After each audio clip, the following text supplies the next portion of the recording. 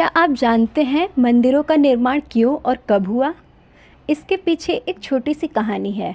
तो चलिए आज हम उस कहानी को सुनते हैं। व्यक्ति किसी भी देश, संप्रदाय या वर्ग का क्यों न हो, दुनिया के समस्त प्राणियों में सिर्फ मनुष्य ने ही मंदिर व धर्म स्थलों का निर्माण किया।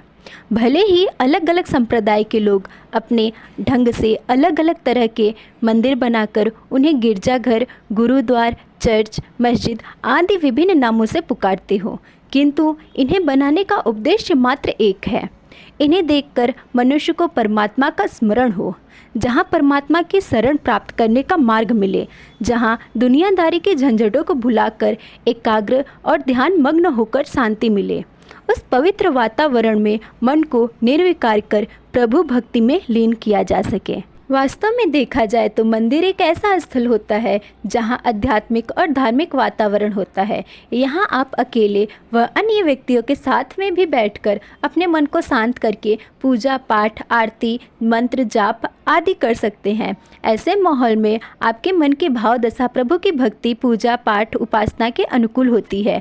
इन सभी कर्मकांडों का पूरा लाभ आपको प्राप्त होता है। अभिष्ट फल की प्राप्ति भी होती है। एक बार जगत गुरु शंकराचार्य से नगर सेठ माणिक ने पूछा, आचार्यवर, आप तो देवांत के समर्थक हैं, भगवान को निराकार और सर्वव्यापी मानते हैं, फिर मंदिरों की प्रश्नात्मक मूर्ति पूजा परक प्रक्रिया का समर्थक आखिर क्यों करते हैं आप? आचार्य बोले, वत्स्य, उस दिव्य सर्वव्यापी चेतना का बोध सबको अनायास नहीं होता। मंदिरों में प्रातः, संध्या, संधिकाल से शंख घंटों के नाद के साथ दूर दूर तक उपासना के समय का बोध कराया जाता है। घर घर उपासना के योग्य उपयुक्त स्थल नहीं मिलते। मंदिर के संस्कारित वातावरण में कोई भी जाकर उपासना कर सकता है। नैतिकता, सदाचार और श्रद्धा के निर्झरों के रूप में देवालय अत्यंत उपयोगी है।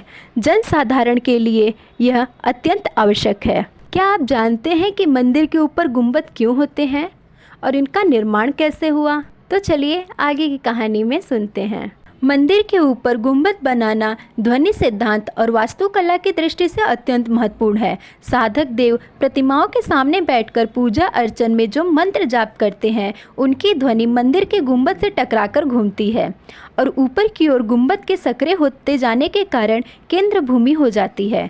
गुंबद का सबसे ऊपर और मध्य भाग, जहाँ कलश, त्रिशूल आदि लगा होता है, वह अत्यंत सकरा और बिंदु रूप होता है। यह स्थान इस प्रकार बनाया जाता है कि देव प्रतिमा का सहसार स्थान और गुंबद का बिंदु एक स्थान रेखा में रहे। मंत्र शाश्वत शब्द ब्रह्म है और उनमें सभी प्रकार की ईश्वरी शक्ति समावित है।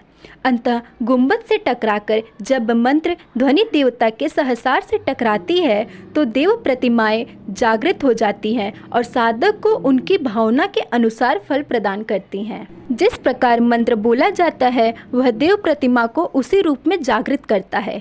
अंतः देव प्रतिमा से मिलने वाला फल मंत्र की भावना के अनुकूल ही होता है। ऐसे स्थल निरंतर पूजा साधना से सिद्ध स्थल हो जाते हैं और वहां जाकर साधना करने पर तुरंत फल की प्राप्ति भी होती है, इसलिए ये बहुत प्रसिद्ध भी हो जाते हैं। तो क्या आपको पता चला कि मंदिर का निर्माण कैसे और मंदिर के ऊपर गुंबद क्यों होते हैं? अगर आपको हमारी कहानी अच्छी लगी तो वीडियो को लाइक और चैनल को सब्सक्राइब करें। धन्यवाद।